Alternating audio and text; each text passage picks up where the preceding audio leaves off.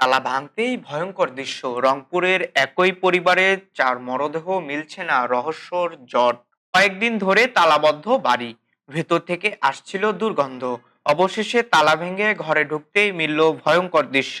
একই পরিবারের 4 জনের মরদেহ।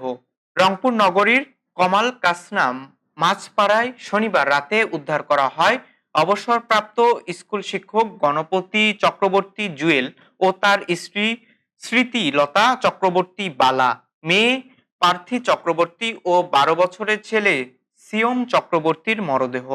ঘটনাস্থলের দৃশ্য আরো রহস্য বাড়িয়েছে। দোতলা বাড়ি, ছাদে পাওয়া যায় শিক্ষক গণপতির মরদেহ। ছাদে ওঠার সিঁড়িতে ছিলেন তার স্ত্রী ও মেয়ে, আর ছেলের মরদেহ পাওয়া যায় খাটের নিচে।